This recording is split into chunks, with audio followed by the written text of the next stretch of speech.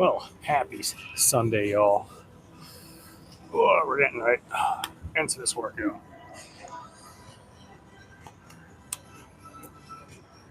Started later than originally planned, but it's the weekend, so we're gonna have fun with the workout.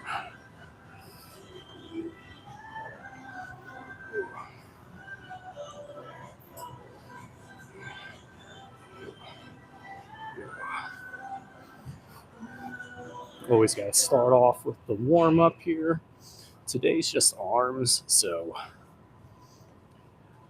nothing too crazy warm up wise, but always important to warm up that body. Ooh. Yo, what's going on, champion? Ooh. How's the weekend been for you?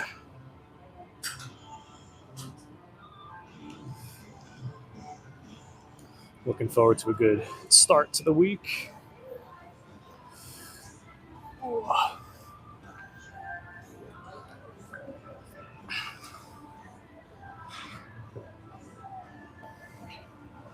Yeah, I've been looking forward to today's workout. This is that new arm workout I've been kind of hinting at last couple of live streams. It's crazy. My body's feeling pretty sore from the last couple workouts. But doing full body 2 days in a row can definitely do that to you. Consistent again. Oh, yes. You already know. It's feeling pretty good.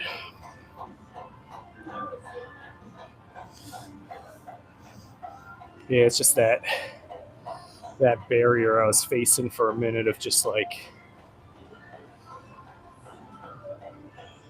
wanting to just execute everything perfectly. And just accepting the fact that it's like, sometimes it's got to be okay if it comes out a little crappier than you'd like.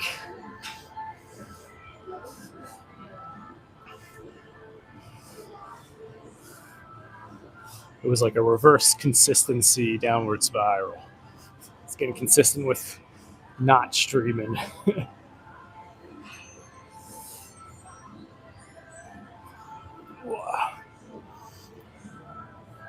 So we're just going to very quickly, briefly massage out these muscles here.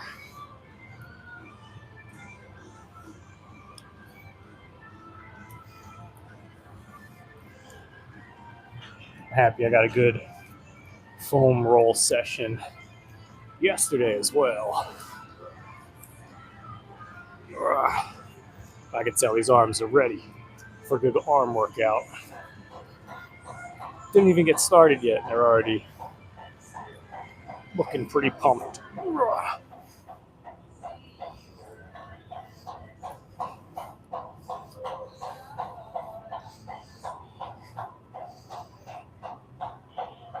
Yeah, even if you're doing a workout that doesn't necessarily require other muscle groups, it's good to keep that habit of warming up, massaging all the other muscle groups as well, because everything's connected.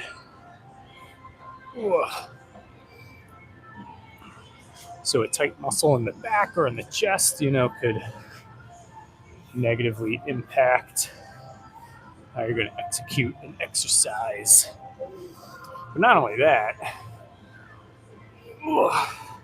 the other benefit is that by massaging all the other muscles, it just gets them ready for when you do work them out. So, tomorrow I'm going to be hitting chest, back, shoulders, and legs. So getting the foam rolling in now for it only helps. Hey, what's going on, Trey? Active on Instagram, not as much. Oh, I posted a couple new posts, but I am looking to start being active on there again. Main reason is shifting the, trying to think how to phrase it, like the edited content, like the filmed content, the pre-planned content, shifting from long form to more short form, like reels, Instagram shorts, doing some funny stuff, some commentary stuff, like reaction style. I think that would work well with Instagram. So, yeah, for all y'all new people out there watching, we're about to get into this workout here. Get some crazy pumps going. So, if you're new, you're looking for a good muscle building arm workout, make sure to stick around, subscribe, show that support. Pretty busy last year. Try gaming as well. Yeah, right. I was thinking about that. I'm like, man, every time I'm like playing Minecraft or something, I could be making content from this, but that'd be like a totally different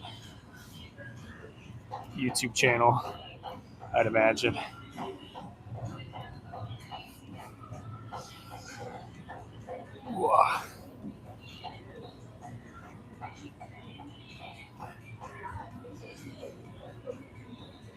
But yeah, definitely last year, towards the end of the year, was definitely running pretty busy. Like I was active on Instagram, not necessarily with posting, but with like doing messages and reaching out to people, because I was doing this strategy to get some more like online clients to work with, and it was working well, but it was just so time consuming and very draining. And that was one of the main things of not sticking with the live streams and stuff. I was just not even hitting the gym. I was getting so busy. So taking a newer approach. It's one of those things, you got to calculate the costs. At the time, it was worth it, but not sustainable, and it was also leading me to reflect, like why am I doing this in the first place? Like, I,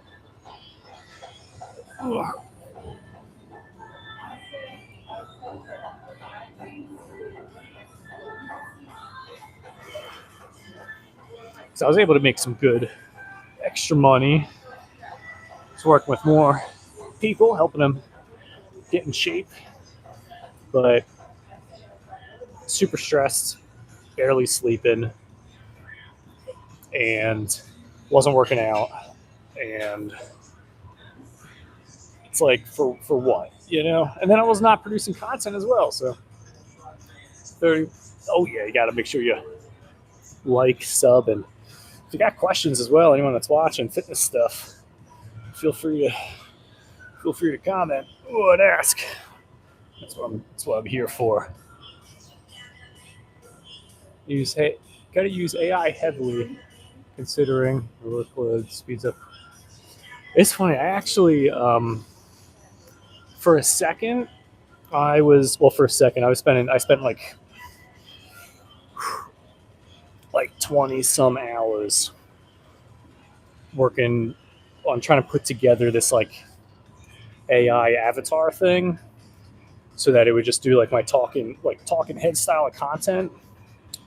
And it was kind of coming together, but I don't know, there was like something off about it. Like, I was liking the direction of it, but like one of the first things was the AI avatar. It looked like me. It didn't like it looked like it wanted to be like me, which was it should, but like something was off. It was just like not. It didn't look like it was me. But then, second thing is, well, my girlfriend pointed out she was like, do you want people to realize that it is AI? Like, if they were to realize, like, is that something that you would be okay with? Like, if they were like, oh, this is an AI video, I'd be like, no, not at all.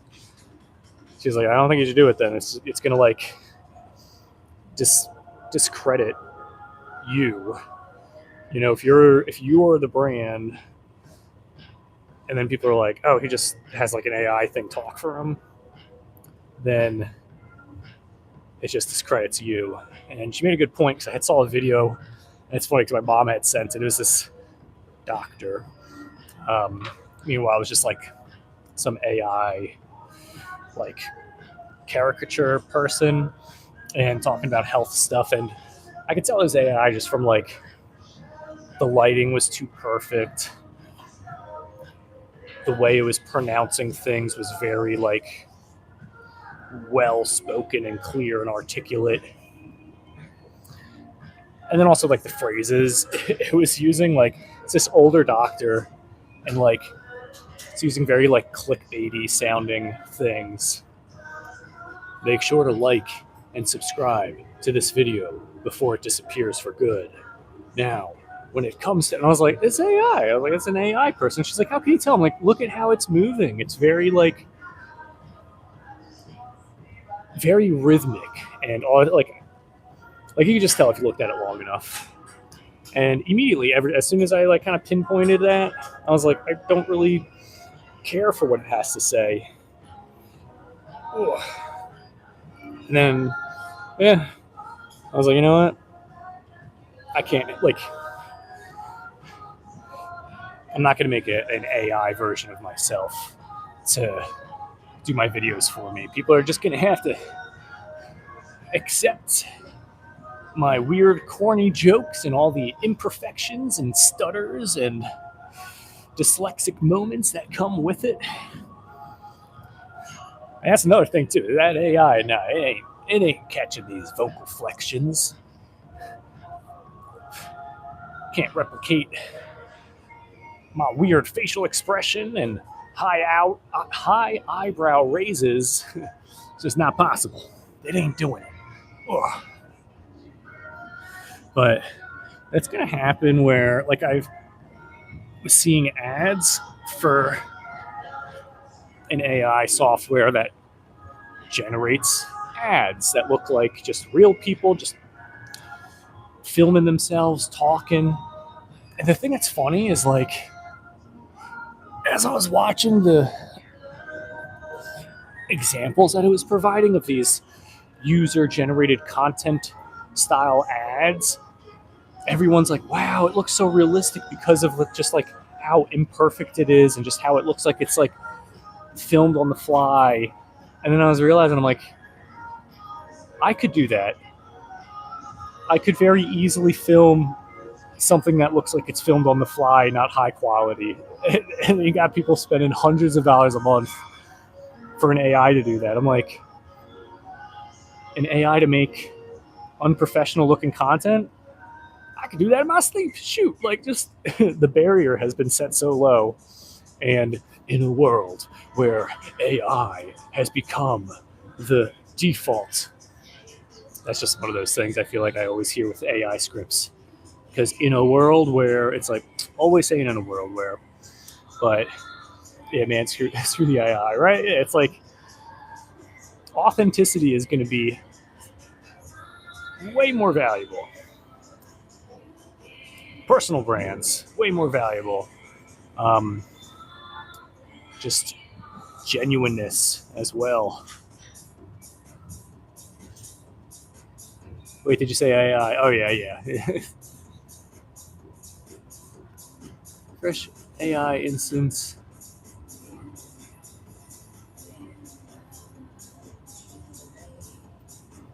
Good have.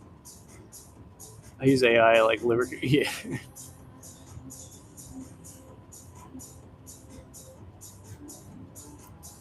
Like some of the things that AI stuff's helpful with, like um, using it for like video editing has been nice. Like I just use this one where it helps with identifying like where to place B-roll in footage or like what to search to add like related B-roll for stuff. And I was like, oh, that could be useful.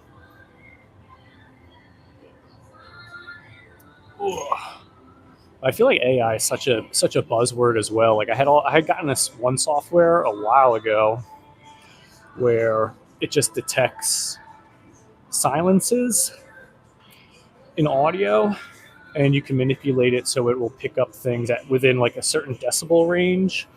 So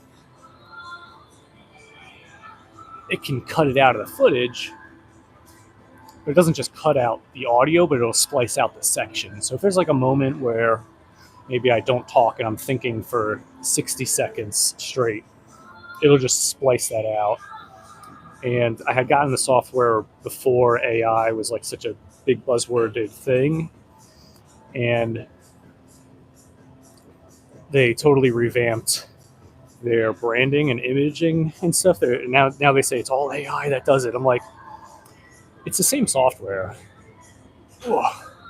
It's like if AI is just code that does stuff automatically, then like it's a very broad term. I feel like people are using it for. Like if that's the case, I've written if-then statements for Excel spreadsheets that could be considered AI, but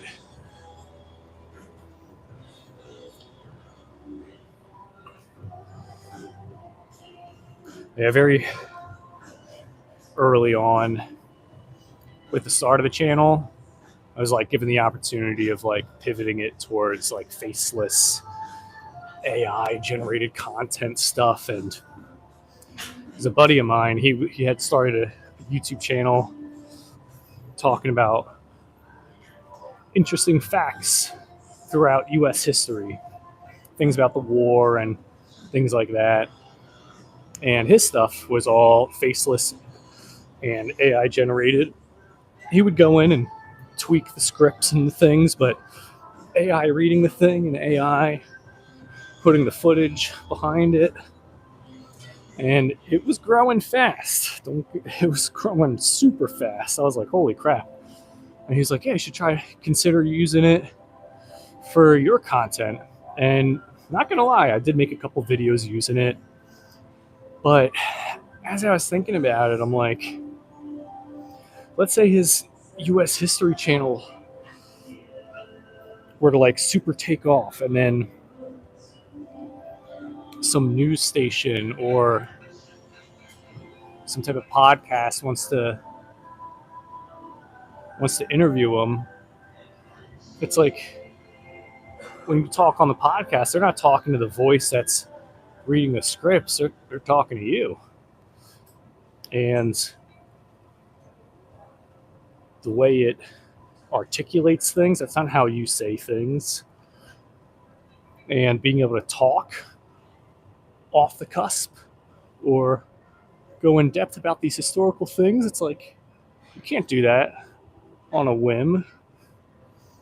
Like you're shackled to the AI doing all the work for you. So for me, I was like, well, the videos might not be the best quality, the audio might not be the best quality, but with each video made, each concept discussed, the thing that it's building is me as a communicator. Whoa. And then with every bit of advice that people listen to and implement and start to get results from, then the trust starts to be built for like towards me as the one that's communicating it.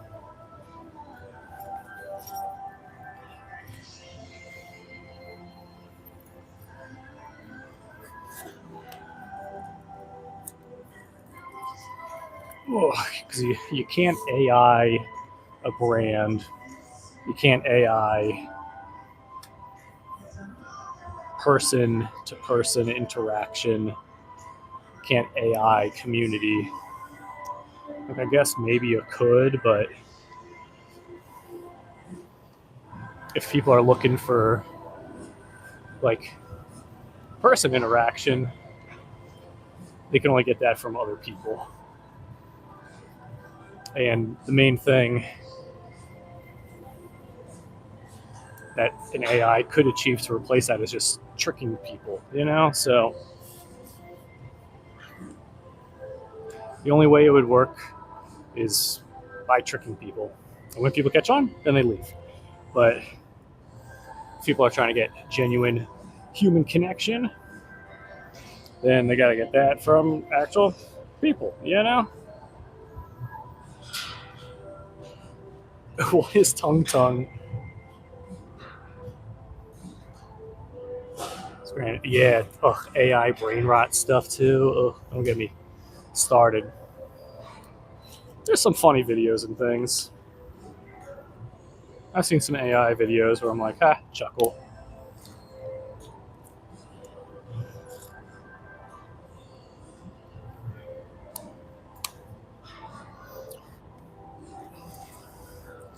Whew.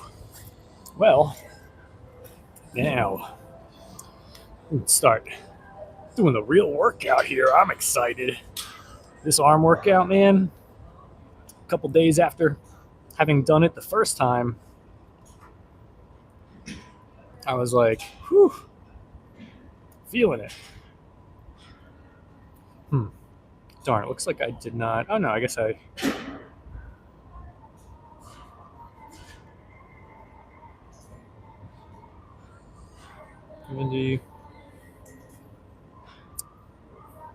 Let's see. We are going to do 55 pounds. I'm looking at the weights that I had used before.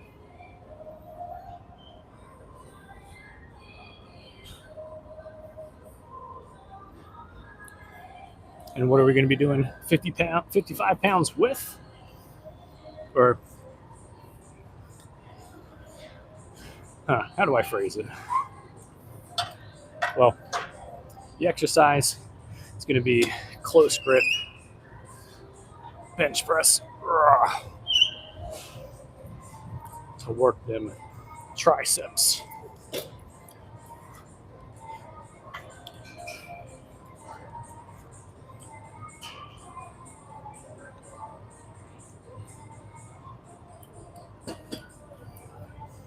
Feels like that was the most convoluted way of moving this thing around. Let's see, we're going to do something a little this angle.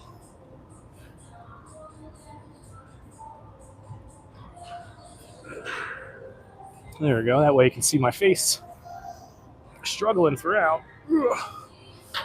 So, no weight on this at the moment. Just want to line everything up here because, yeah, that bench is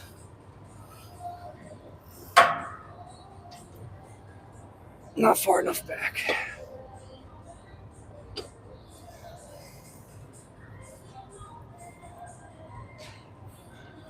There we go. Let's see, catch up. Sadly, cannot do anything.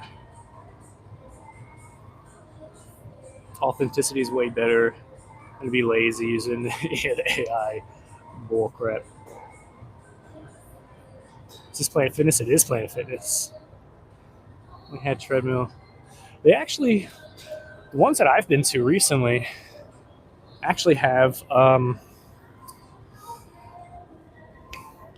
squat racks as well.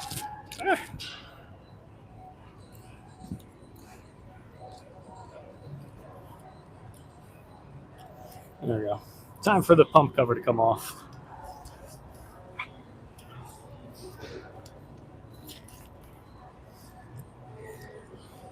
All right, time to stack the weights.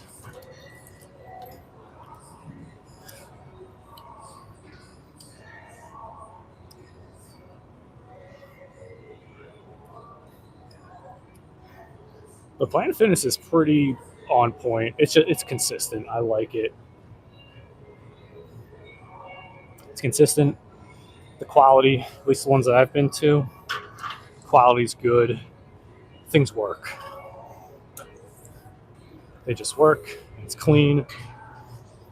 I've been to gyms where they're so fancy looking, but it's like lipstick on a pig situation. They just make it look so nice. And then you're using the equipment, it's like, ooh, this is like uncomfortable. Wait, that's kind of falling apart. Wow, that one thing's super impractical. And then all the machines that are really good are like, wait, these are just like the basic machines you can get at Planet Fitness. And there's more of them. Like, all right, aiming for 12 reps here.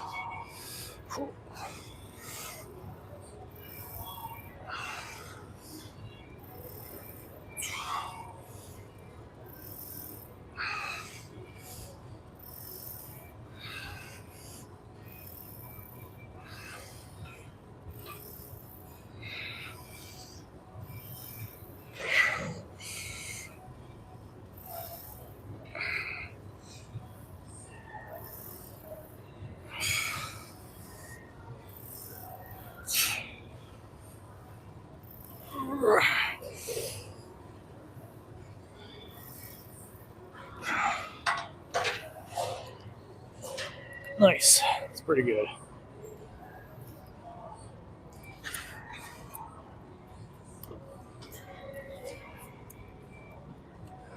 So we'll rest for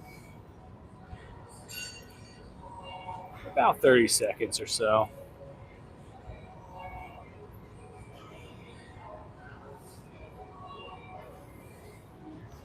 So it's going to be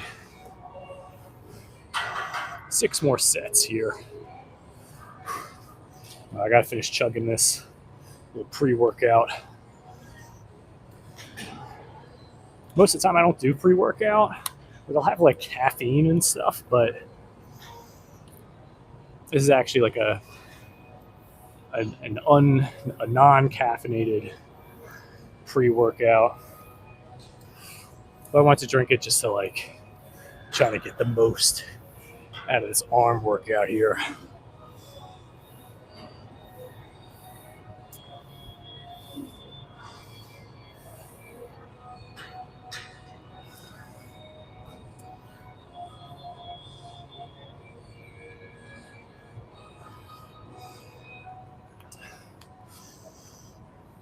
A buddy of mine is having a destination wedding in Mexico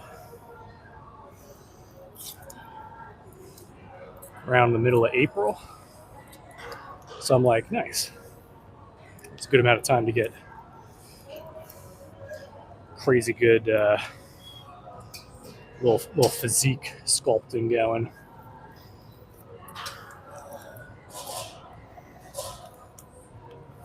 All right, that's been way more than 30 seconds.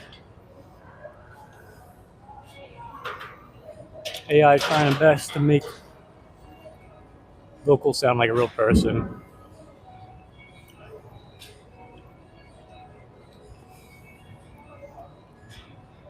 And that'd be real sinister if the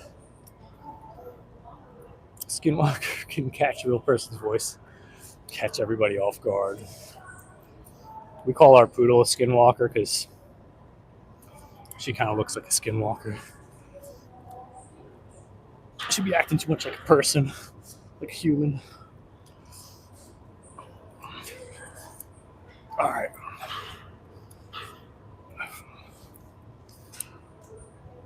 Cool trick that I do that I've noticed works well. I feel it much more in my triceps when I try to like squeeze my elbows towards each other. Like I don't want them flaring out. Like when I'm going down and up, this inward pull here, squeezing that, getting those elbows like kind of touching. For some reason, just like I feel it activate my triceps like way more.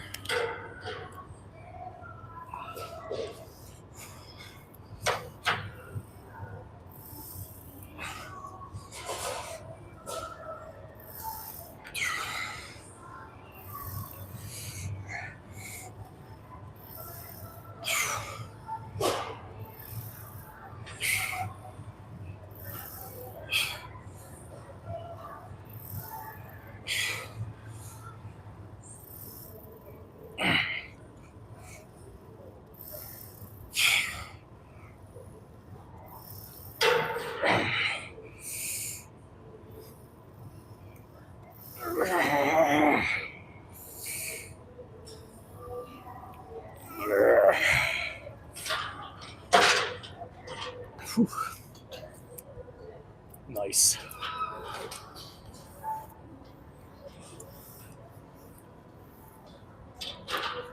Another solid 12 there. 5 more sets of that. This one's definitely very high, whatchamacallit, high amount of sets. And I just realized my default for lifts is to go for about 12 to 16 reps for the exercises. But I forgot with this, I'm trying something a bit different here. Trying to go for more close to like 7 reps, which is like very low for me. Like that's, I really don't do anything below 12, but it's good to mix things up a little bit. So if anything, count those first 2 sets and think of it like a bit of a warm up, but I'm going to increase the weights here.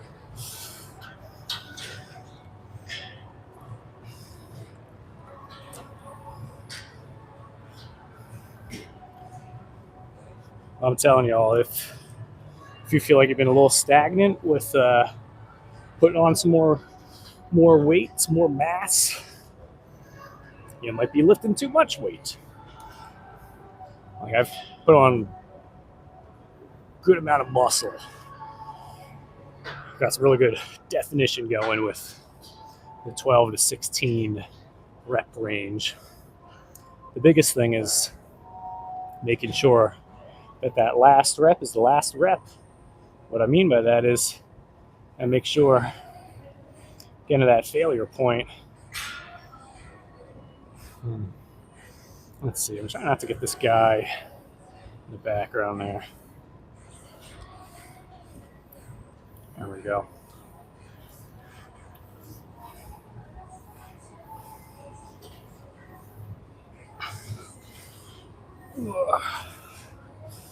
All right.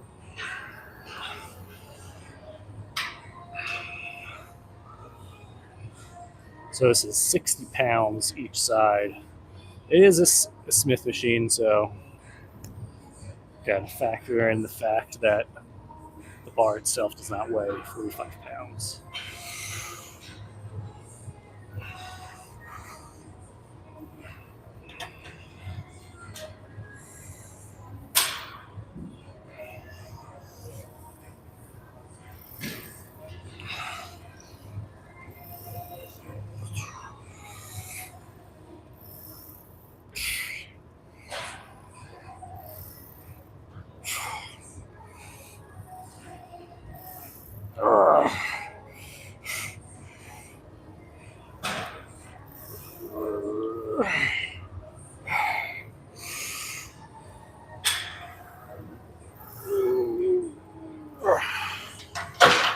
Nice.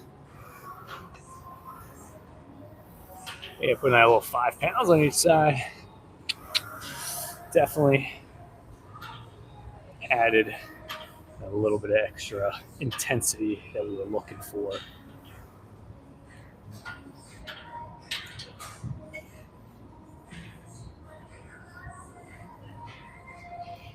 Cool, so we got 4 more sets going on here.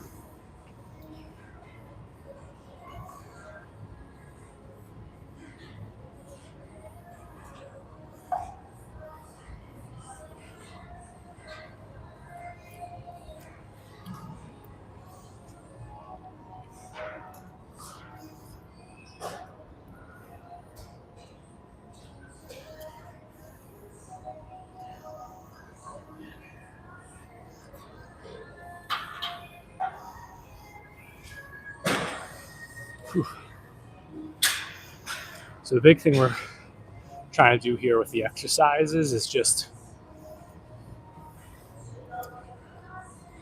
doing every arm exercise that leads to the biggest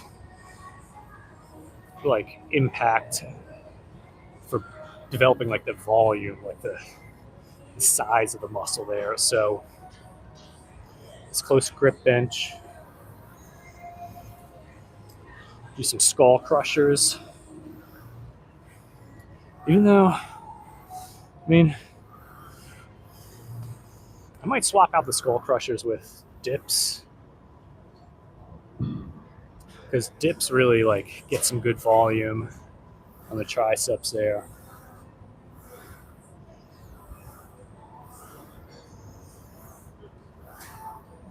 Yeah, I got this brain working now.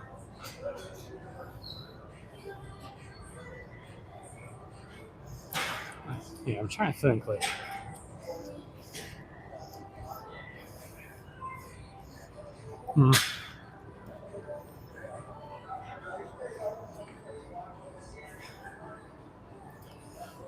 Nah, we'll stick with skull crushers because I feel like with the dips, like it'll get the puffiness of it going, but I don't want just big. Like I ideally want like the shape with it as well. So I feel like with the skull crushers, it'll help with getting that tricep peak shape going. Because the dips, it'll get like under here a bit as well. Like it'll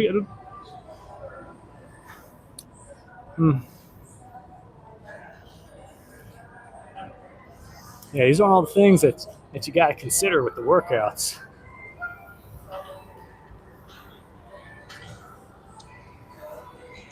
Because sometimes just bigger size doesn't actually look like more size. Close grip bench. Oh yeah, you already know.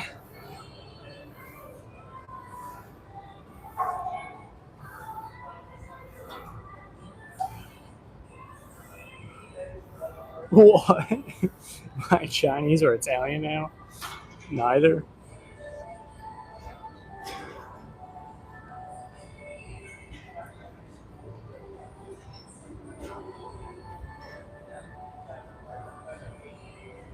Oh wait a second. Yeah, AC Walker. I just saw your third comment there. You know what I'm saying? If the Skinwalker can be able to mimic the voice of a real person, catch you off guard, and it catches you, that'd be real bad. I mean, yeah, I don't want to be caught by no Skinwalker. Eduardo, what is going on? You don't got to be sorry that you're Brazilian. That's Jamal is $6. How long have you been lifting? It's been almost 13 minutes now. Nah, I've been hitting the gym for probably like 15 years now, but I got probably like the majority of my results and gains, I think like 3-ish years ago.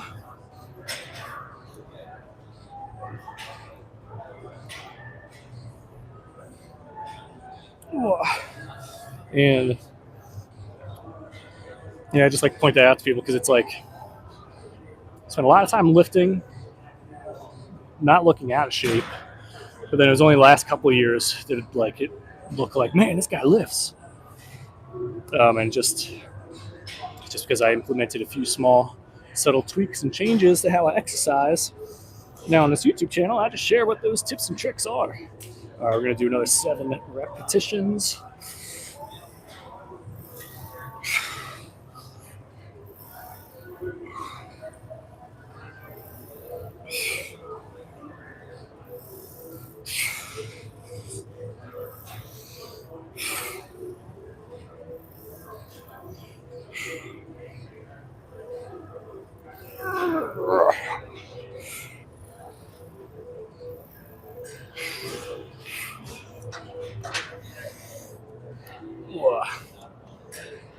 All right, so we did 8 there because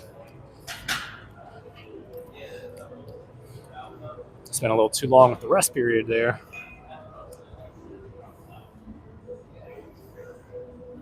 Four. All right, 3 more sets. Gotta lock in. Not doing a long rest period for the last few, or else I'm going to be in the gym for an hour and a half. Oh, the stream's already at 40 minutes. Ugh.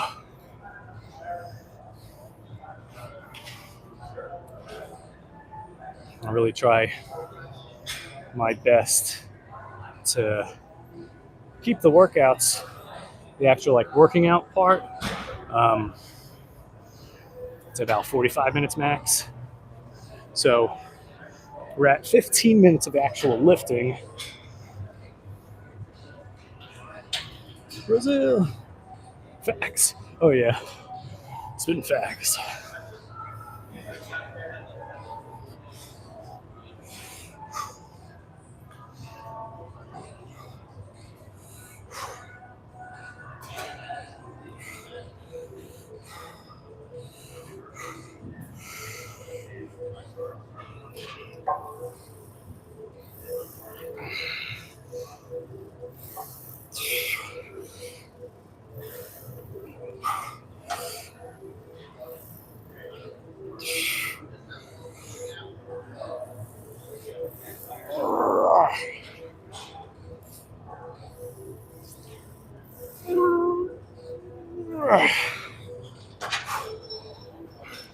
That last rep there, whew, snuck up on me. I didn't think it was going to be that crazy.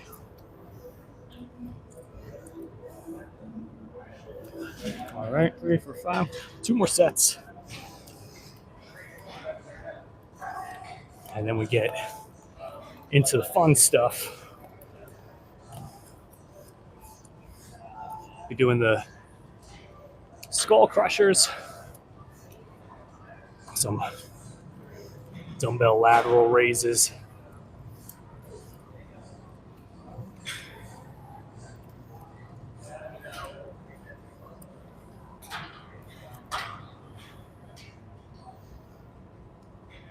How much are the noodles?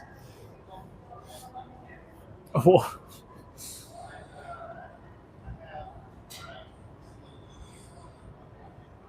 If you're going to speak to Lush,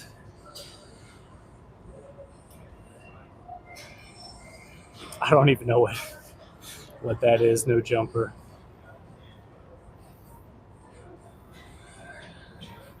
Keep. Oh wait, can I? If you lock out, keep tension, lock out. So I think what you're, correct me if I'm wrong, but you're asking, do I not lock out so that I can keep more tension on the muscle? If that's the question, yes, because when you get to those points where it's like, so for the lockout, you know, boom, arms fully extended, but like you can lock out without flexing. So like my arm's fully extended, someone put pressure on there, the weight, the force is being is like traveling through the arm, past the elbow, and the brunt is being held by the shoulder. There's that little bit of bend there. Now to keep me pressing against that force, I have to be activating more of the tricep. So you can imagine like boom, pressing. It's not fully extended, but then I can fully extend. Boom, arms not flexed. So you can push and flex, or you can push and it's not flexed. And that's like a oversimplification and me kind of dramatizing. Like there's no way, like, I mean, you're moving this weight, you can get to that lockout point. Like those triceps are going to be activating. It's also possible to get to that lockout point and then like relax the triceps. But I like to play within like a certain range of performing a given exercise so that I can feel it in the muscle more deeply, get a bit more of that burn going. And it's fine to do that, like a partial range of motion, so long as it's for the purpose of creating more of that tension in the muscle. Some people do like half repetitions because their goal is to get the weight to the end point as easily as possible. Nope. Answer the question. Fantastic. Let's see.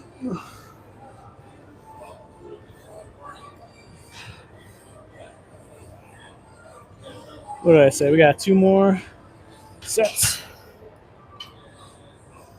Well, 1 more after this.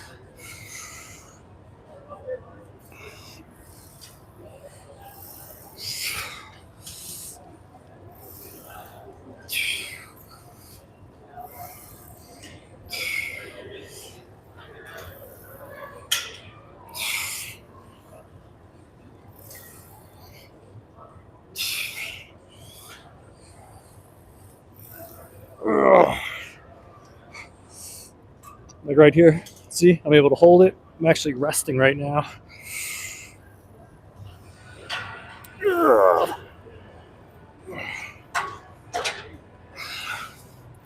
Whew.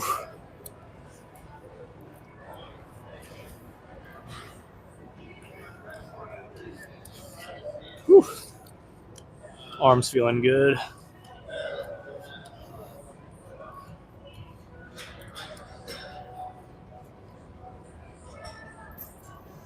All right, 1 more set.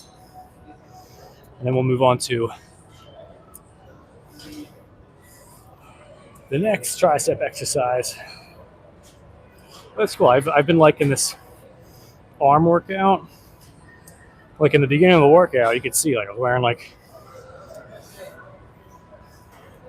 I was gonna say a sweater. I don't know what the heck it's called. I was wearing some type of long sleeve thing, and you could see like the muscles through the long sleeve, which is pretty nice. I like that.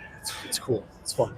But yeah, arms have been a thing that I've not put too much focus on for a little while, because proportionally I was more interested in kind of building out like the shoulders, upper middle chest area.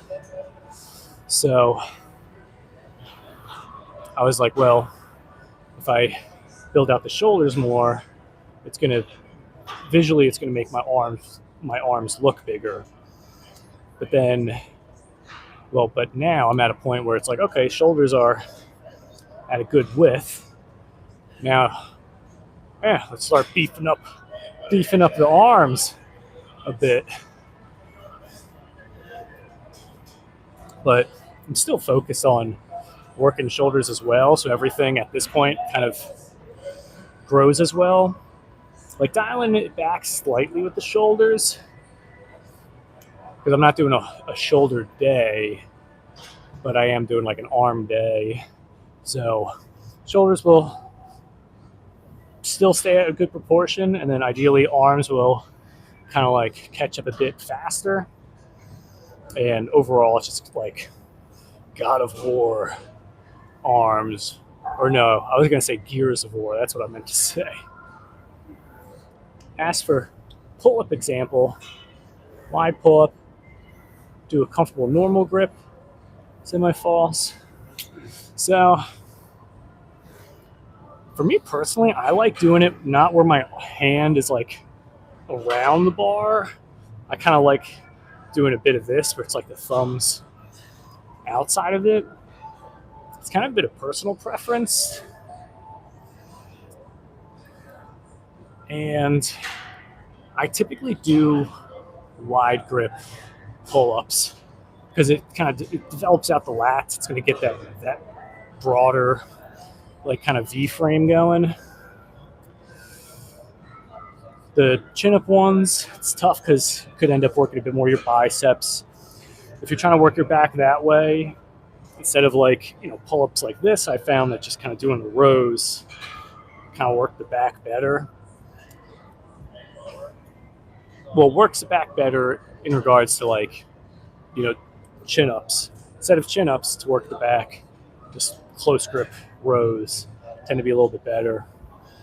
But to shape up your back, get that wide frame going, it's going to be the wide grip pull-ups all day, every day.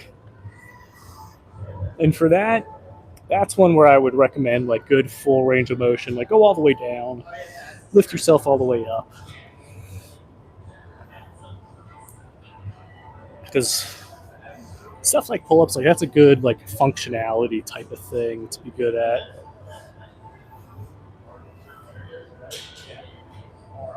And you can get that full range going and still get crazy good back pump going as well. All right, last set here, and we'll start doing some skull crushes.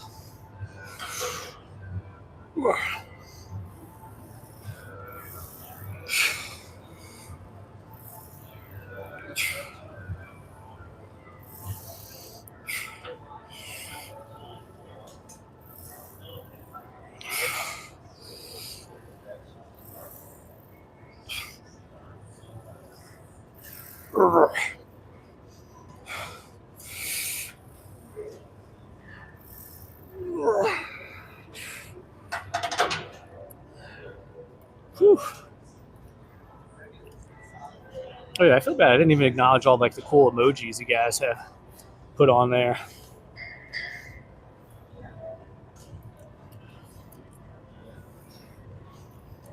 So I just looked up and I was like, whoa, it's kind of cool. What's with all these cool colors?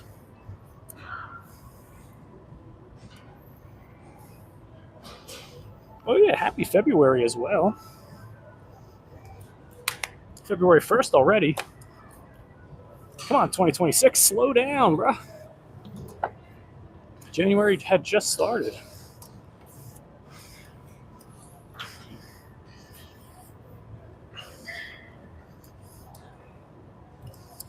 Ooh.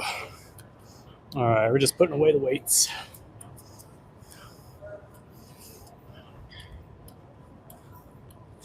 Gotta be good. Gotta make sure. Clean up after yourselves.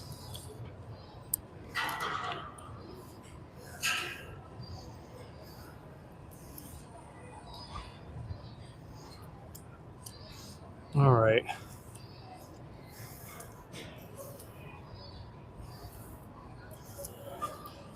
So I always like to point out that when I'm doing these live streams and stuff,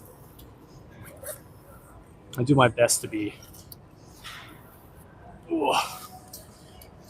mindful of not making it too obvious,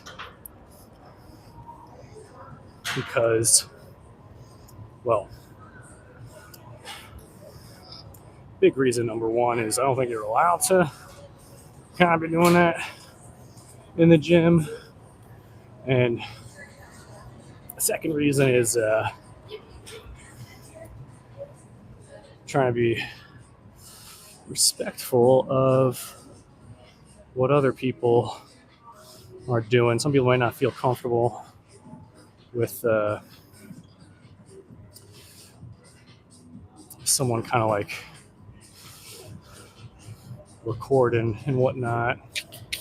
All right, we're going to use this weird little bench thing going on here.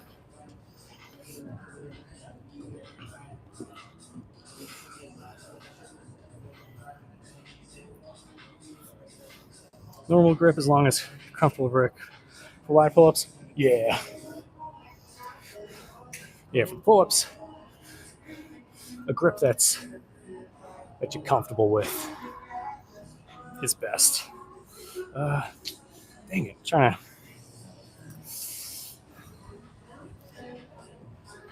These things be. Let's see. I think that good.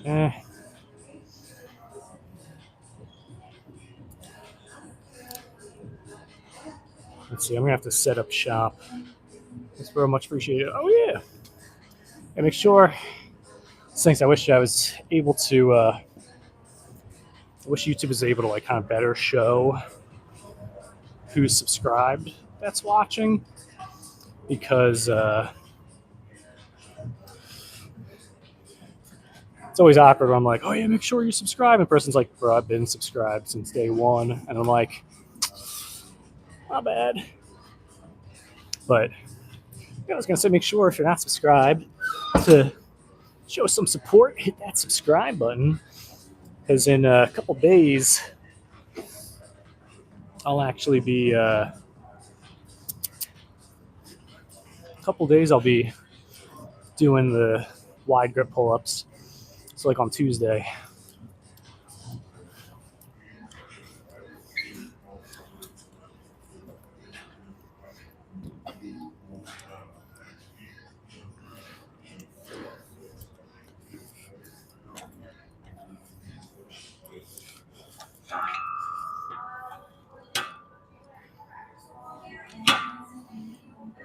Ugh.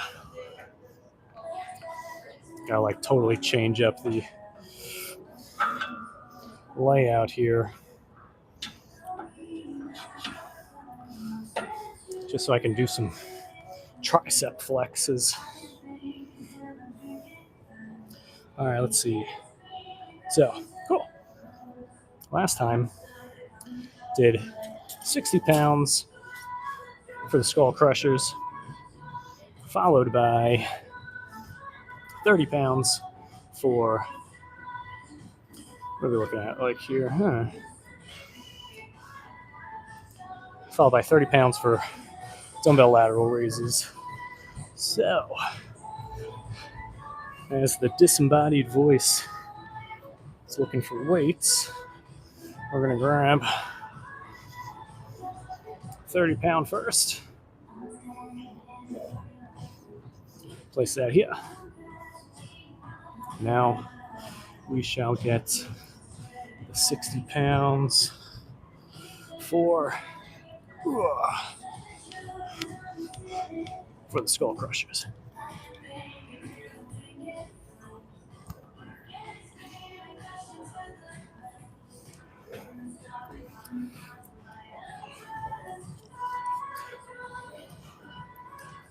It's funny, after this, we're going to be doing the Jim Bros cardinal sin of doing bicep curls and squat rack.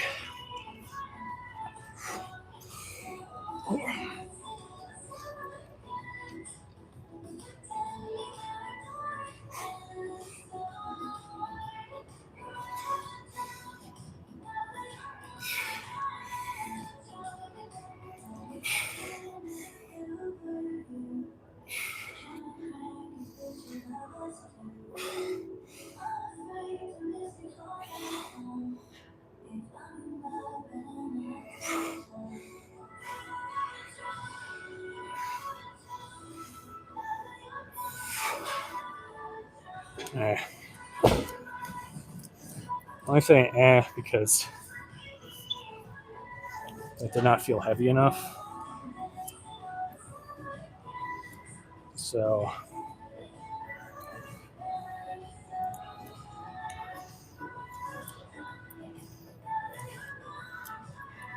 I'm going to probably grab some other weight, or you know what? Shorter rest time. That's got to be the move. Also, I just realized I grabbed wrong weight for the raises here.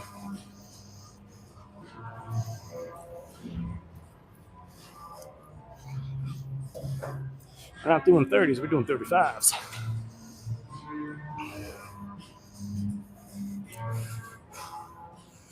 All right. 35 pounds. Dumbbell lateral raises. Don't do this at home. Ladies and gentlemen, professionals at work here.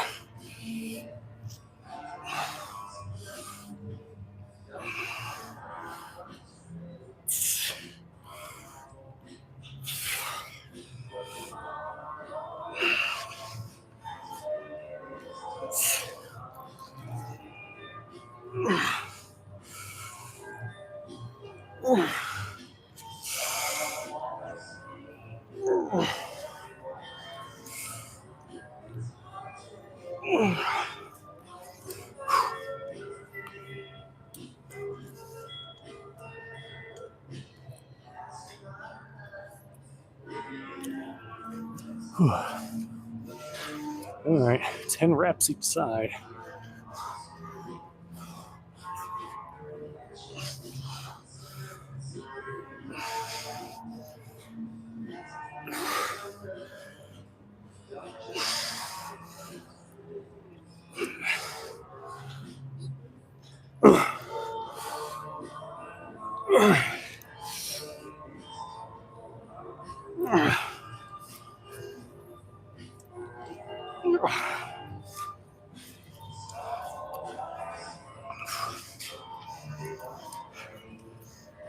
What kind of music they're playing? Is this the Gorillas?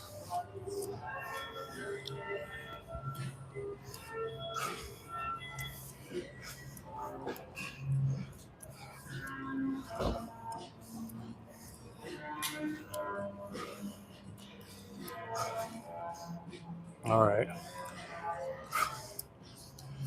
All right, 36 minutes.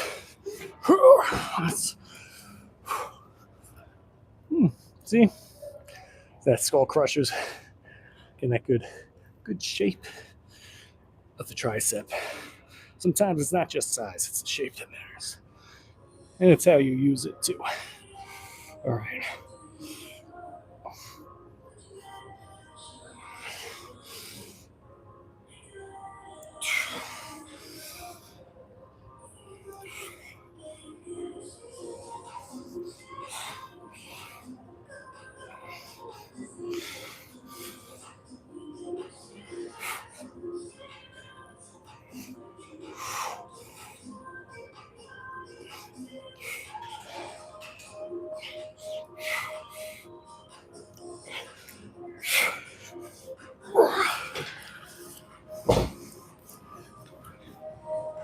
Cool, that 10 felt more challenging.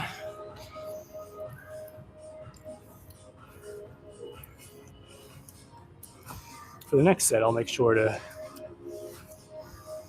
get the form and the range of motion going where it's even more challenging.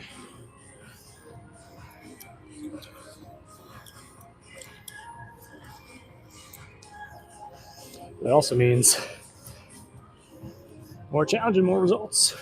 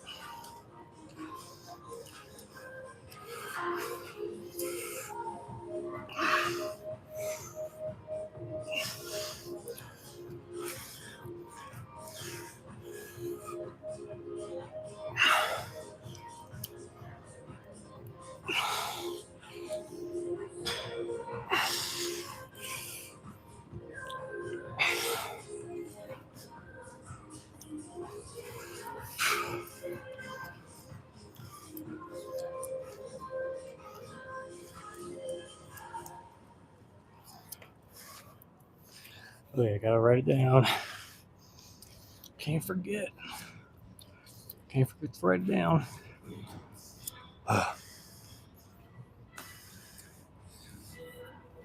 So this one's supposed to be 7 sets as well, but still got some biceps to hit. So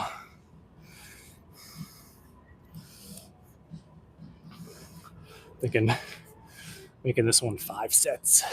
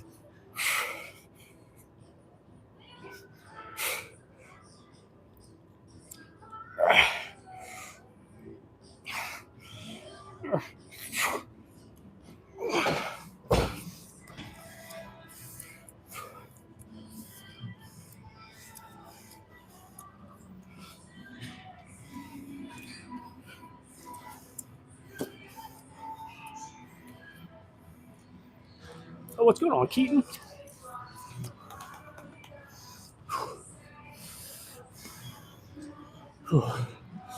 These arms gonna be feeling sore. Probably tomorrow. I was gonna say a couple days, but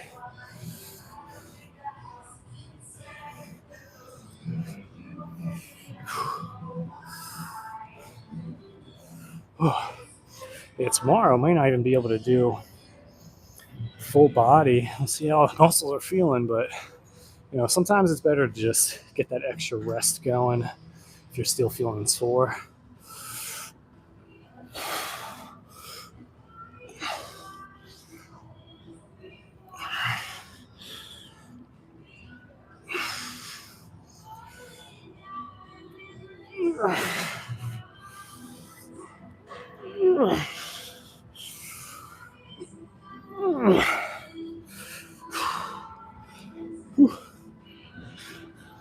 For those of you watching, not subscribed, I want to invite you to hit that subscribe button there. Show some support.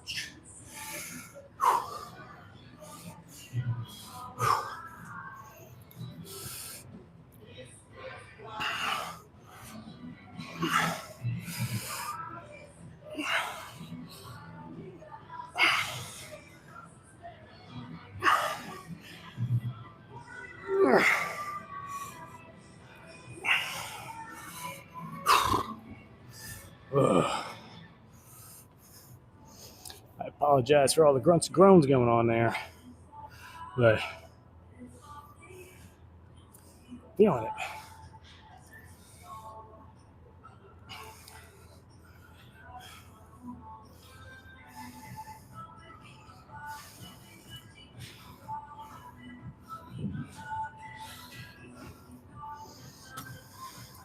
I'm just weighing the odds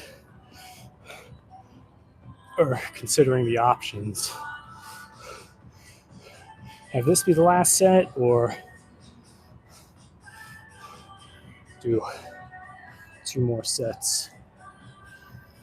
I'm thinking last set for the triceps and the shoulders. Then we'll start hitting some of the biceps.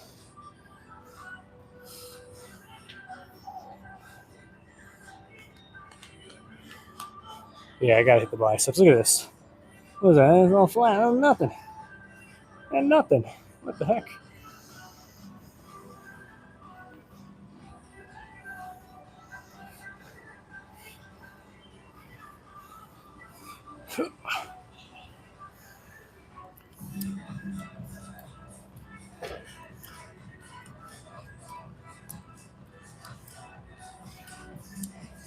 Get some fun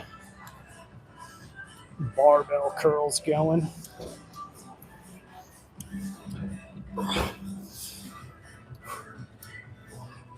Not bad. Didn't adjust the angle there, but just bear with me.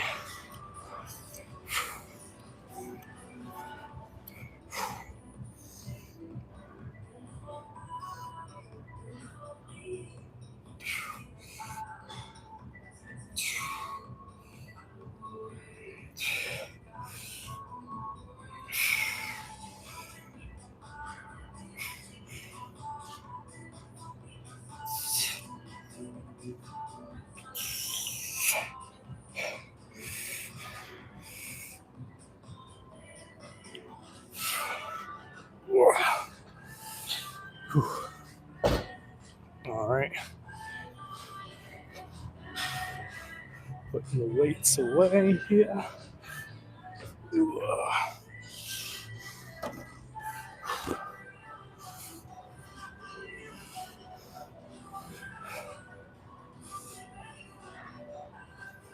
I think that was 8 reps. Just in case, I'll put 7.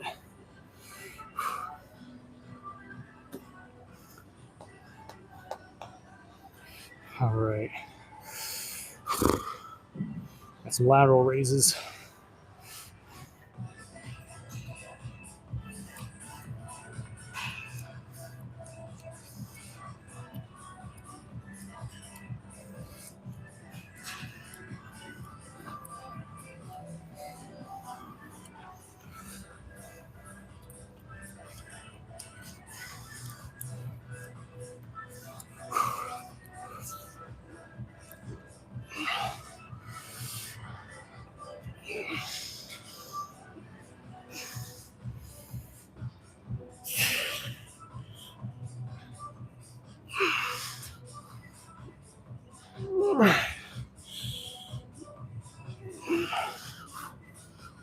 Whew. Whew. Ooh, we're getting some good songs going now.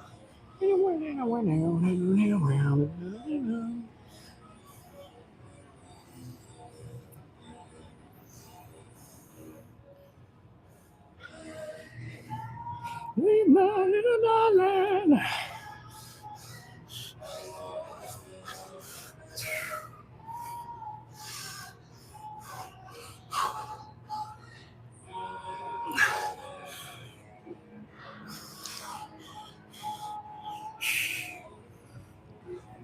Oh. Yeah, lift for that set. It's feeling crazy powerful. It's that power of music there. All right, time to break some rules. We are going to be doing some bicep curls in the squat rack here. Or actually,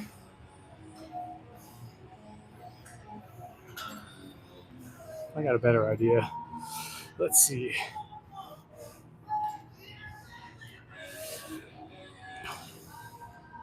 Because they've got an easy bar that you can load weights onto.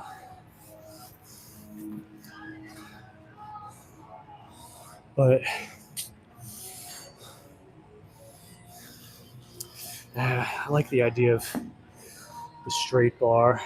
My concern was my wrists.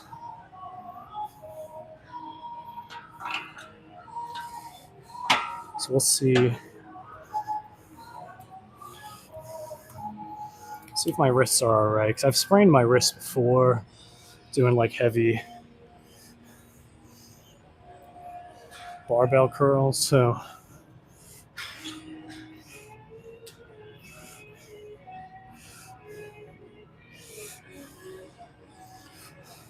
there's no weight on this right now, but just for me to get an idea.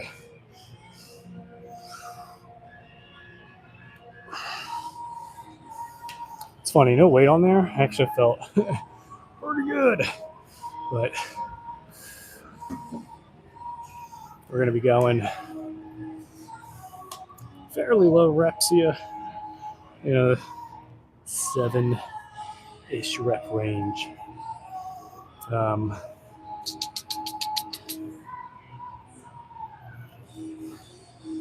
It's going to look kind of goofy. These are like, they got the big plates here, so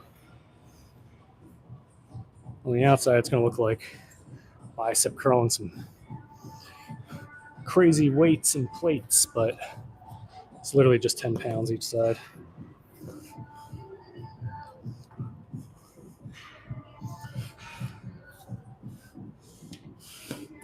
You know what? We're going to do 15 each side. Can't see it, but trust me, we're doing 15 pounds on each side. All right, biceps. All right, wrists. Don't fail me now.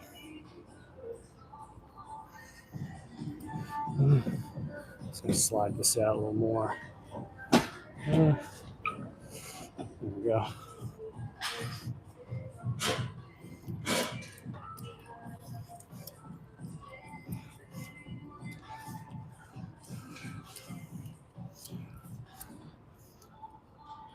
How to build pulling and pushing arm strength.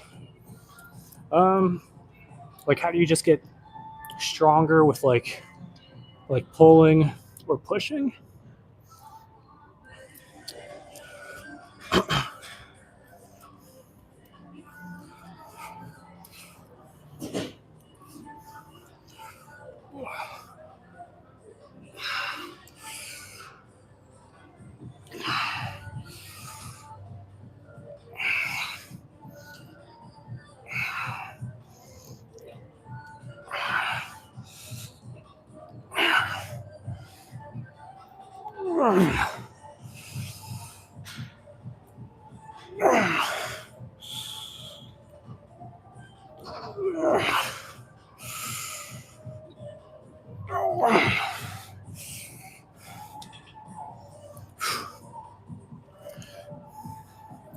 So for strength, I'm not a big strength guy, but if you're trying to get stronger, doing a very specific type of movement, like let's say it's like athletic based, so like pushing, let's say you're like a lineman and you're trying to get that back step push going, doing exercises that mimic that motion. So if you're doing bench, nah, you don't got to be getting better at lifting more weight this way. Get the dumbbells, get good at flat bench pressing like that. I'd even say try to make it incline because, linemen, if you're down and you step back, well, actually you should be like upright. So flat would probably be best, but that's the first thing right there is making sure that you're doing an exercise that mimics the movement pattern of the thing you're trying to get stronger at. I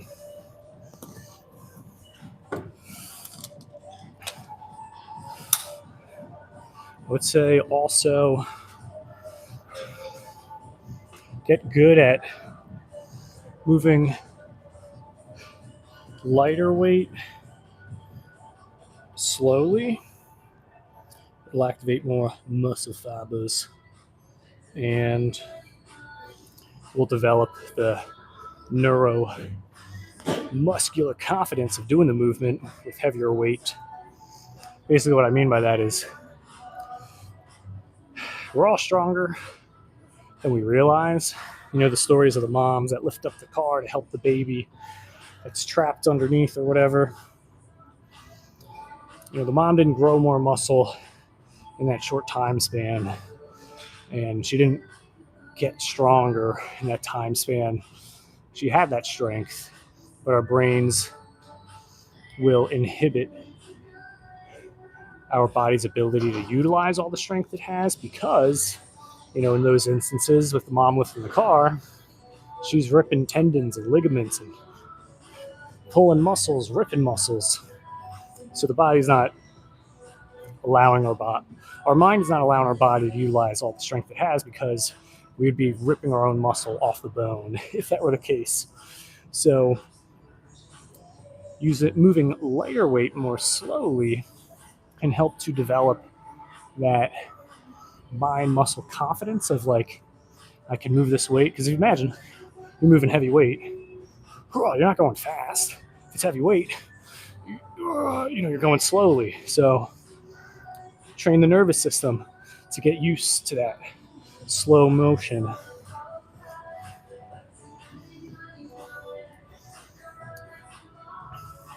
Because big things, heavy things, they don't tend to move fast. So when you're intentionally moving the weight more slowly, it's requiring a bit more force. It's not utilizing as much momentum. Get good at doing high repetitions as well. And then, practice doing the heavier weight. But also only do these lifts when you feel fully recovered. If you don't feel fully recovered, don't do it. So there's a lot of different angles of improving strength without actually needing to just like practice lifting heavy weights, which is kind of cool. So for example, like me doing like the 10 reps with the 35-pound lateral raises. I didn't start with 35 pounds. I was using the 10 pounds, getting 12 reps, getting the 16 reps, getting the 20 reps, and then increasing the weight. And then rinse and repeat. And my goal was like being able to do 16 slow reps with a given weight, and then increasing the weight once I could do 20 reps with a given weight with good form, slow reps. As a byproduct, you'll get stronger and you're going to be growing some muscle. All right, I'm getting tired now.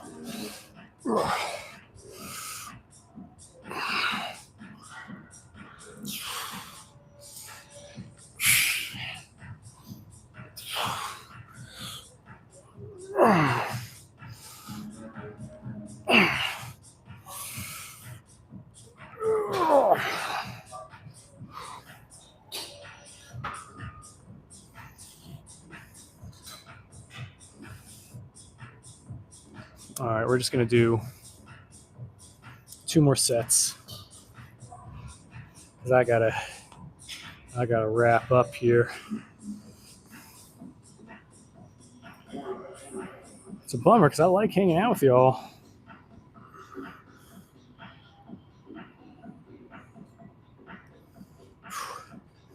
But just because it's the weekend doesn't mean I ain't got things to do. You know, this is part of the to-do list. This workout here. I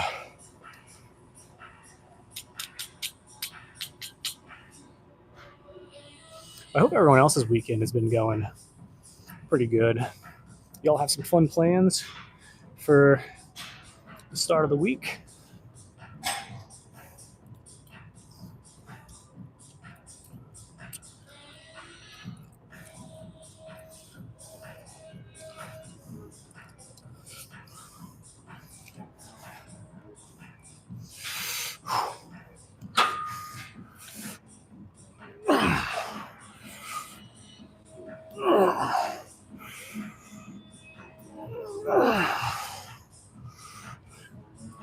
Let me show you how these weights look. Doesn't this look ridiculous?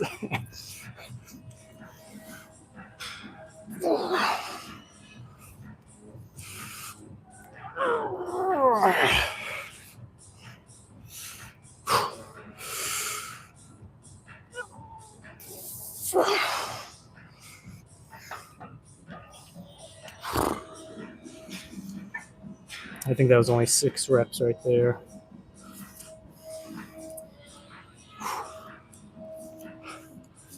That's fine, because these biceps have not gotten this type of attention in a long time.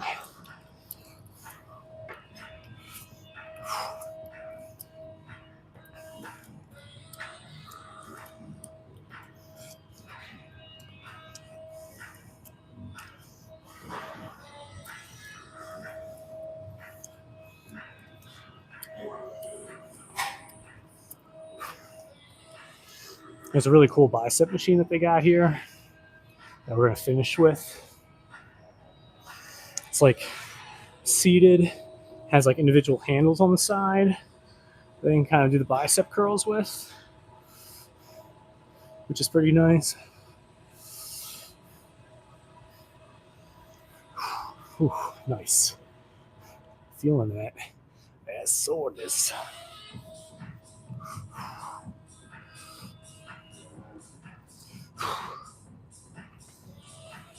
So with these bicep exercises here, barbell, for the most part, cool little hack that I've realized when it comes to types of exercises that help build like volume, like size to the muscle, it's going to be barbells. If you can work a particular muscle using a barbell, it just adds, just like inflates that muscle. The only thing is, so with the size, like it's going to inflate the muscle. It's going to just the shape overall, it's going to increase it. So proportionally, like if there's particular areas of that given muscle that you'd want to shape up or develop more,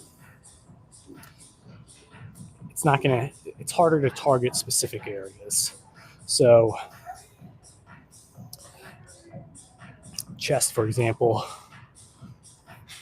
my upper chest took forever to kind of like to work to fill in. And main reason being is that I was doing a lot of flat bench. Incline bench helped to isolate the upper part of the chest, but it was harder to target like the middle part. So I had to like resort to doing a lot more flies, a lot more dumbbell work. So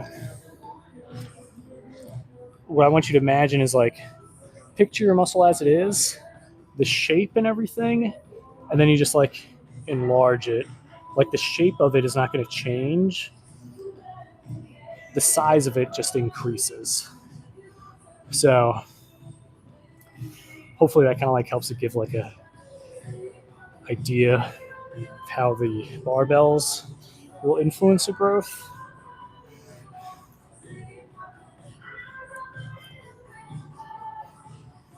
because definition it won't do. That's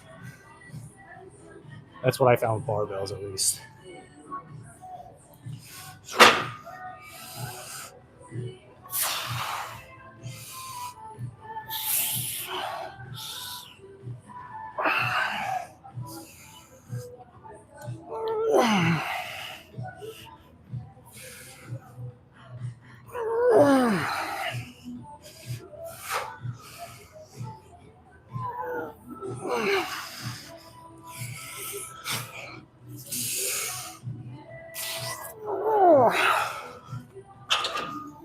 Nice.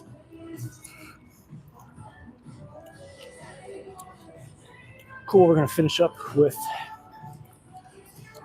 that one bicep machine I was talking about.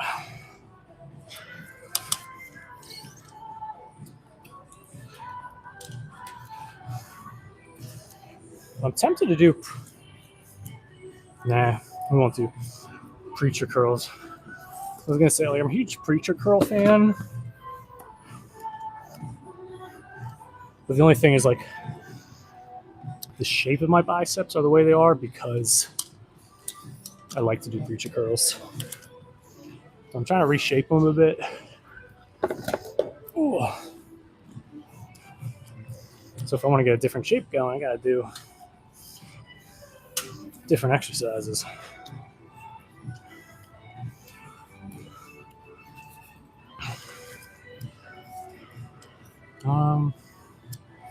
Let's see. We're going to see how things are looking with getting access to the machine that I want to use. Because it's currently being used.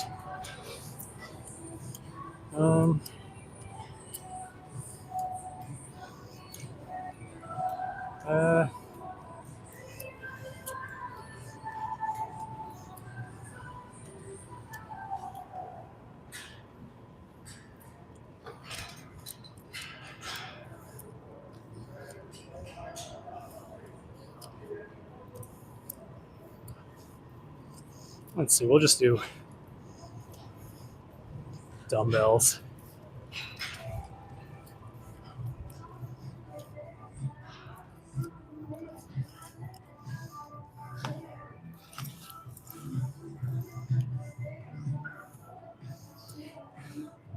Yeah, dumbbells are fine. That's what I had written down originally. Only reason I had used the machine that I'm referring to before is because I was running low on time and just wanted to use that machine. So let's see, dumbbells. Boom, boom.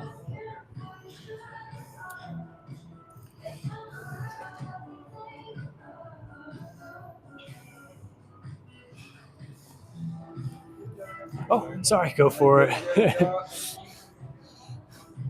Let's see. Yeah, the only thing that's I tried moving them, but I was like, why are these so heavy? And then I forgot. I was like, oh, there's all these weights in this. Yeah, so you kind of like wheel them around. Yeah, right. I was like, I'm too lazy to take all those off. All right, let's see.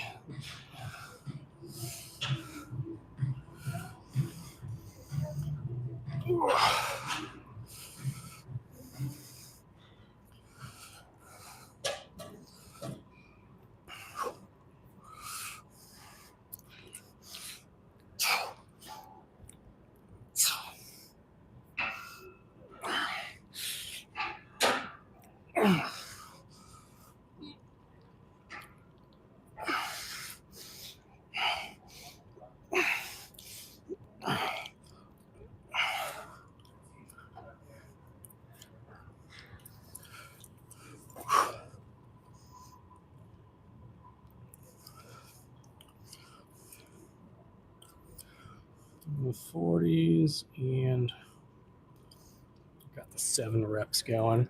Cool. Oh.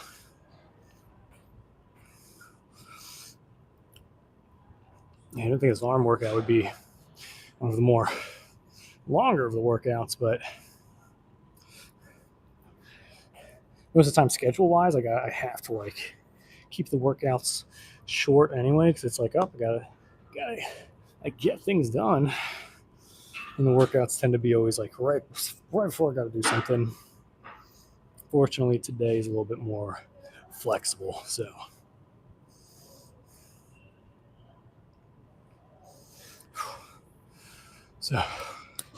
we got 3 more sets.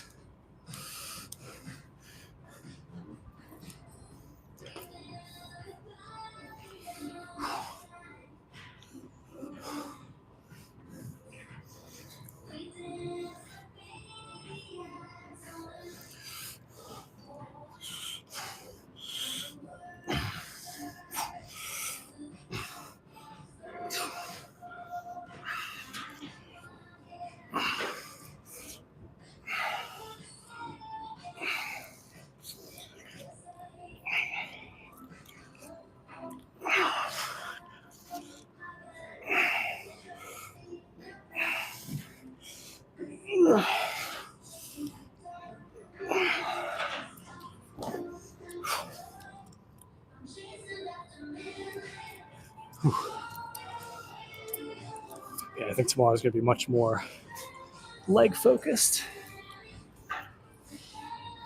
because everything around here, the lats in the back, all feeling pretty tight right now, tight and tender. I don't think all these arm exercises are going to help with alleviating the tenderness there.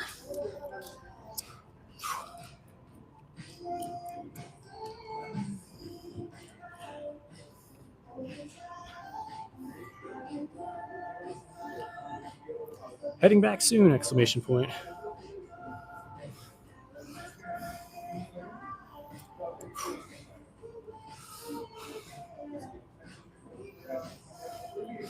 All right. 2 more sets.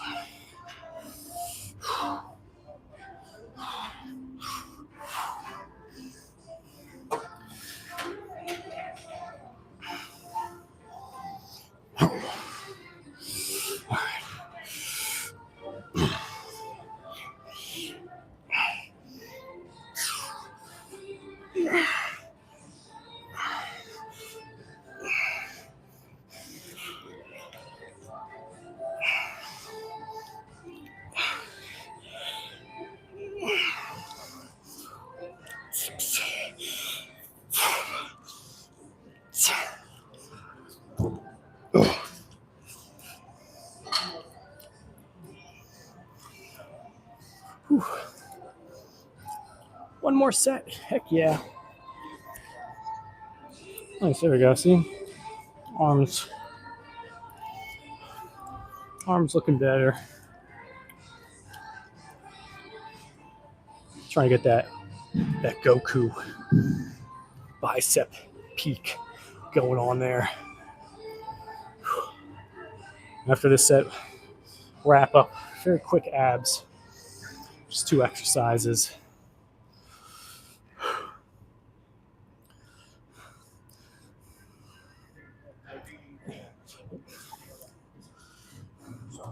Oh, that's all right.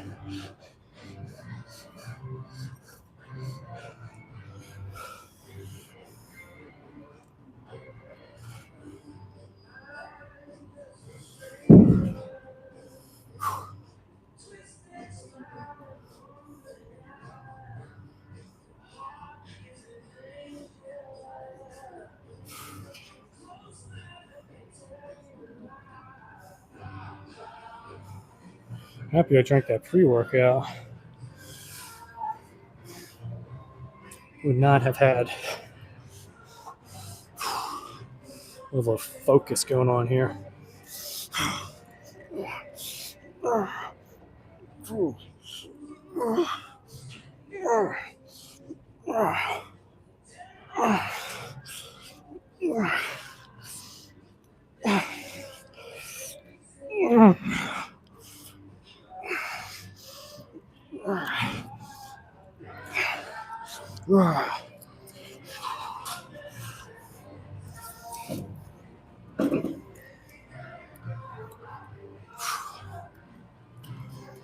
Cool.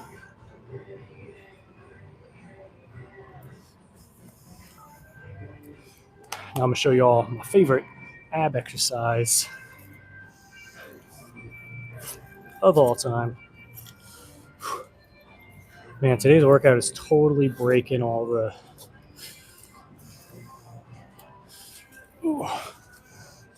norms for how I normally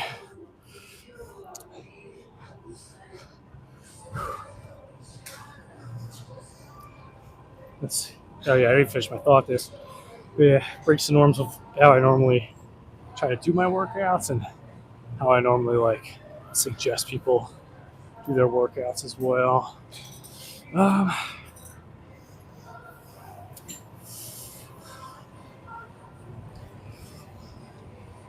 let's see. The machine I was looking to use for the leg raises is it's not being used, but people around it.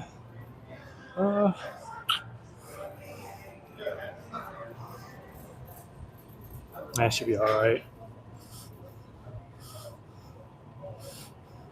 It's just 2 sets. So for the leg raises, I normally like to do like 100 reps total.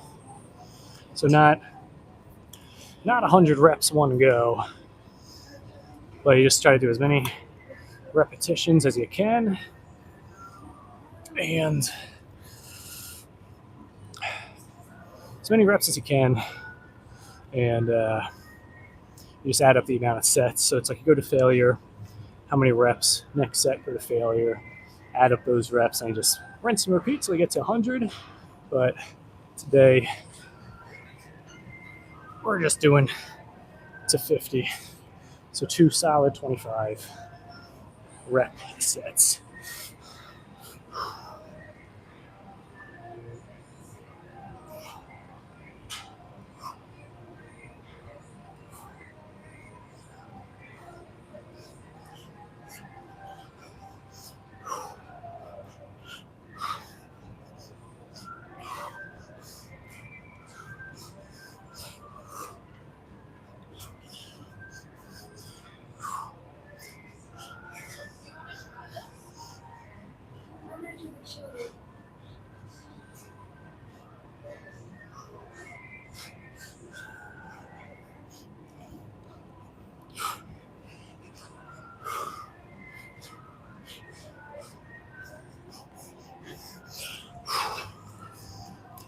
Ooh.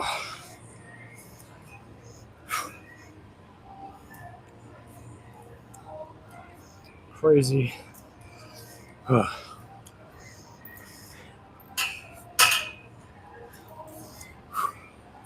Crazy ab burn going on there.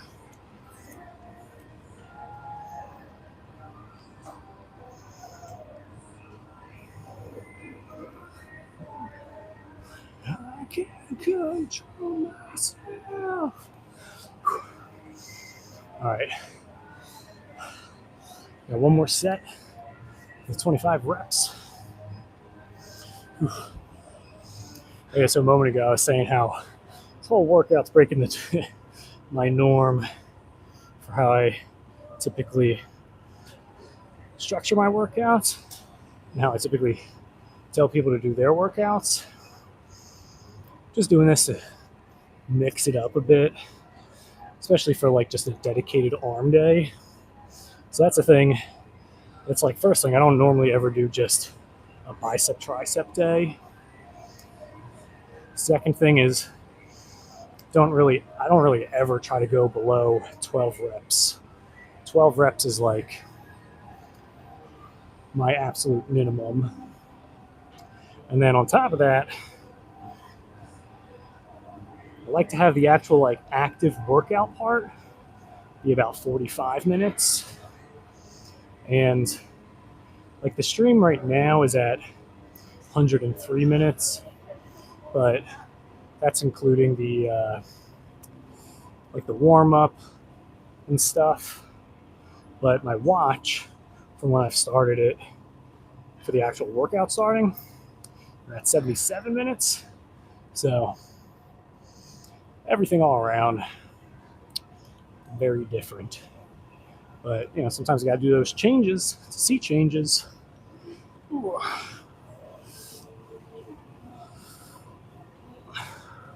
And we'll see. It's a little bit of a experiment with this style of working out. Sometimes the arms they're pesky, but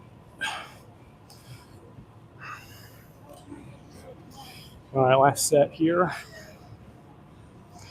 The leg raises, working in lower abs. This one actually works just like the whole abs, if I'm being honest. All right, last set, 25 reps.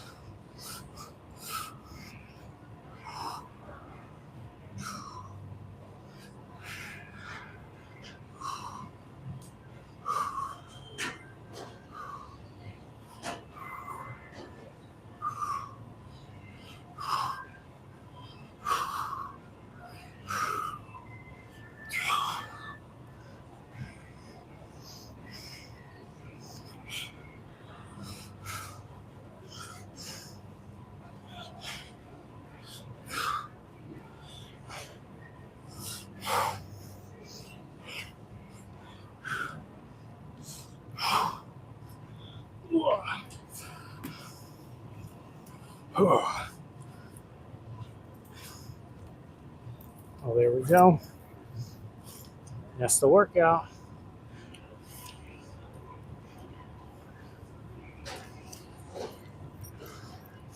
Whew.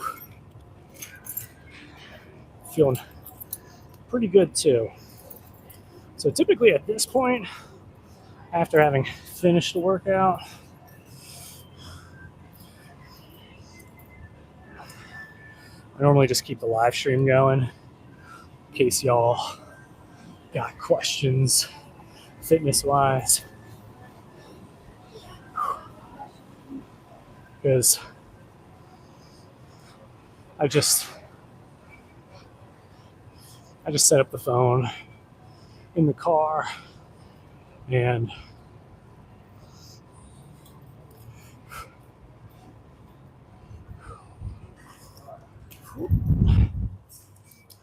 oh, there you are. Yep, you're welcome. Oh, here I got it. All right, I was like, I'm just gonna have to run to the car, get the cardio in there.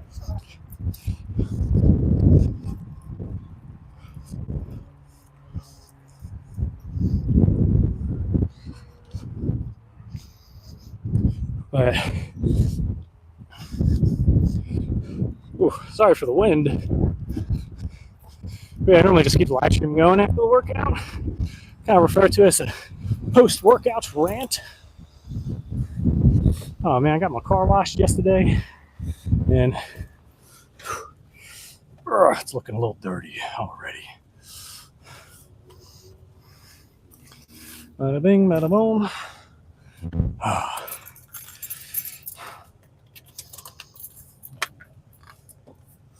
It's nice. I got protein shake, multivitamins here.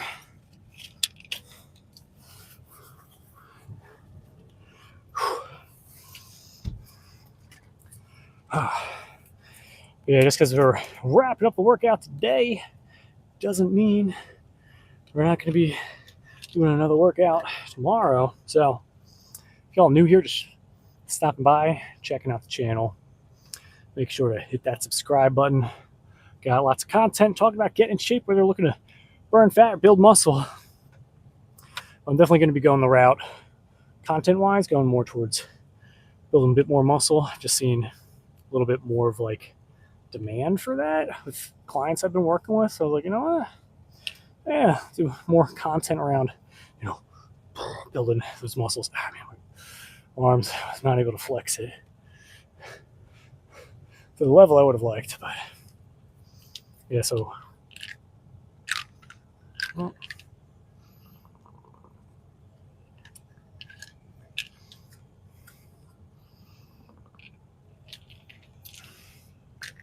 Got the multivitamins.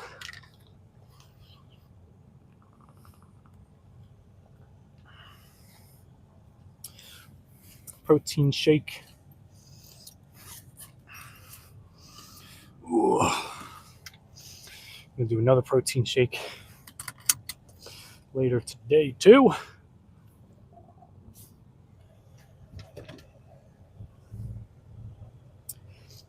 With a whole lot of high protein meals as well.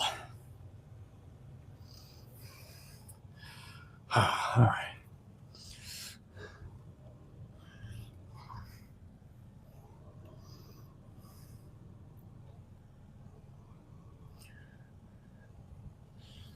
Ooh, ooh, ooh, ah, ah.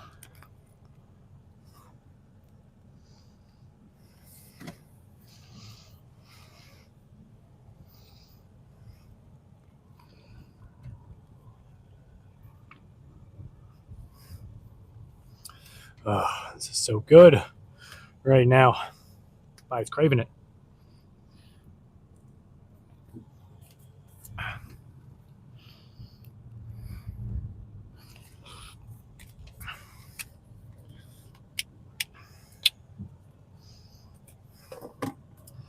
While I'm on the topic of thinking about protein, I just want to mention how important it is to make sure that y'all are getting your daily dose of protein in. You will be surprised at the level of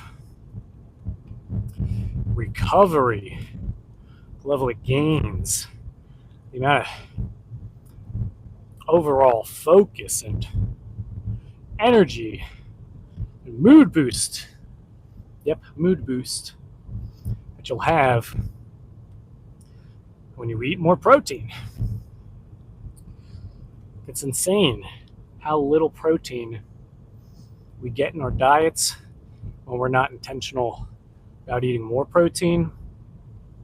And if you're like, well, Alec, I eat a pretty good amount of protein. Like I get my eggs in the morning, got my protein shake after I work out, and I eat a chicken breast or two sometimes for dinner. It's like, all right, let's say you had 3 eggs. That's 18 grams of protein, about. Then you have your protein shake. Most brands are about 25 grams for a single serving. Some of them go up to like 42 grams, but let's just say 30 grams. We'll meet halfway. And then chicken breast or two, maybe that's 40 grams.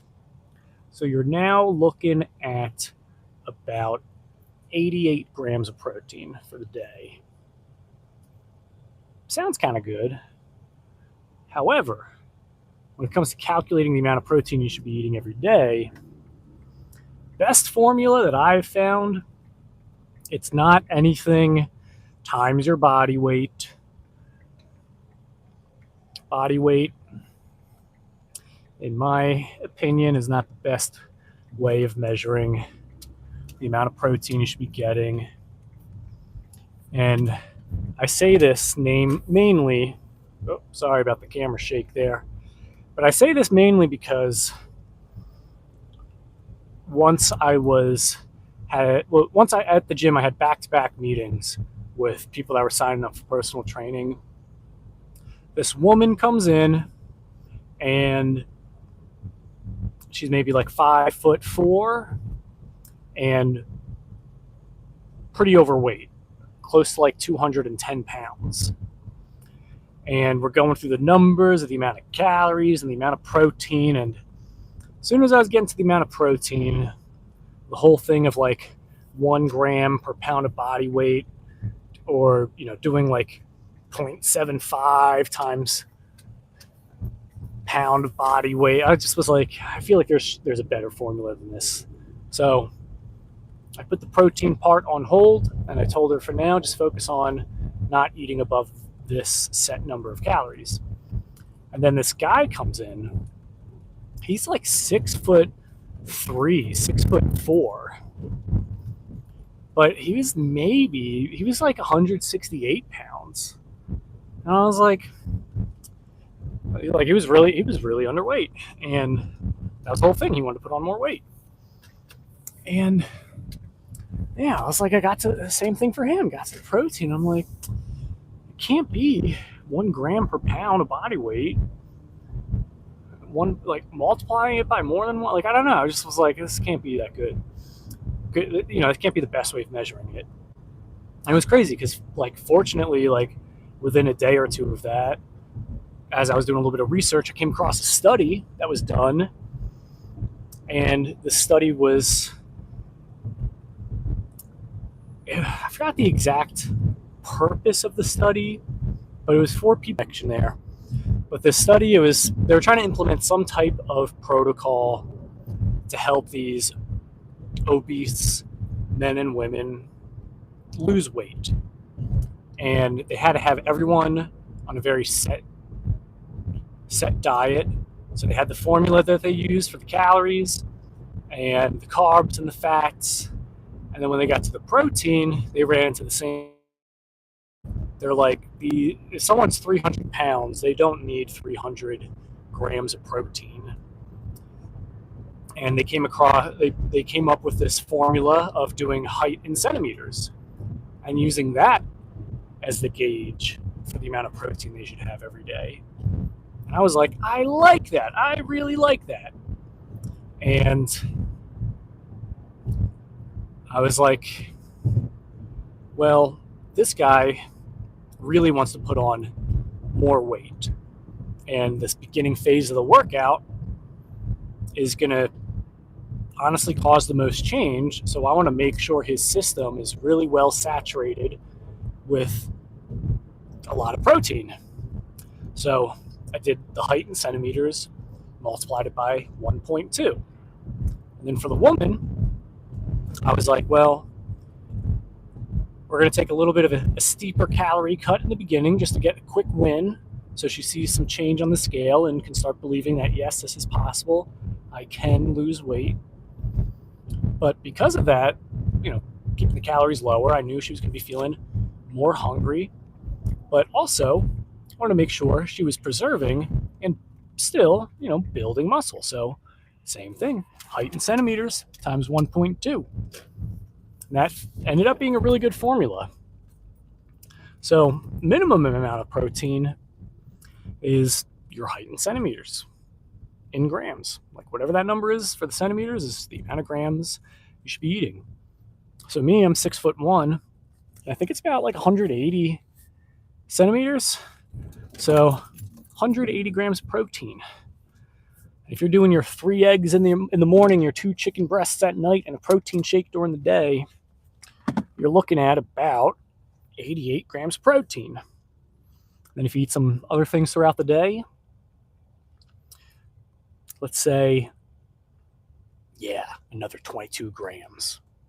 You're now looking at 110 grams of protein. For me, I would still be 70 grams off.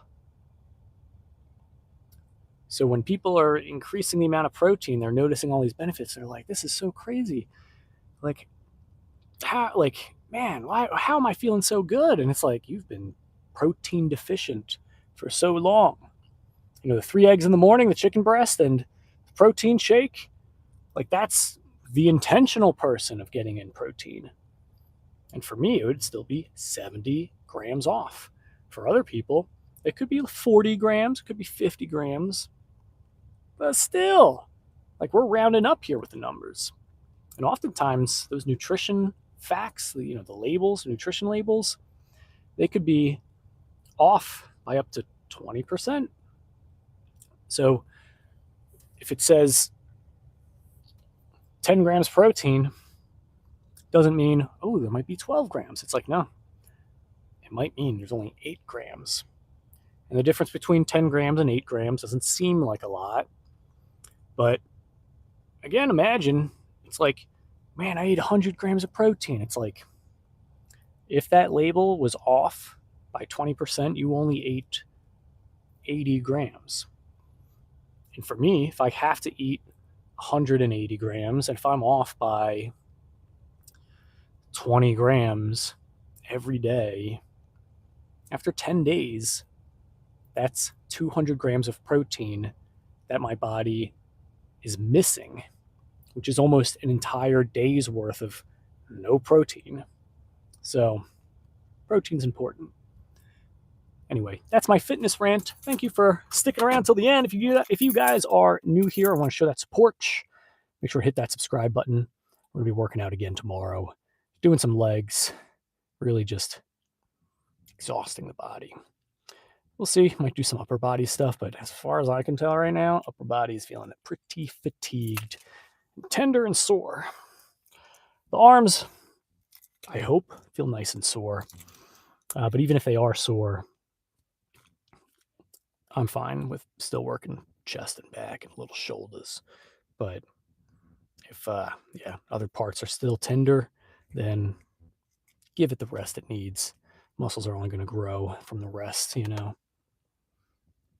Lost 150 pounds on the carnivore diet. Nice. Hey, yeah, there you go. It's that more protein. Love it.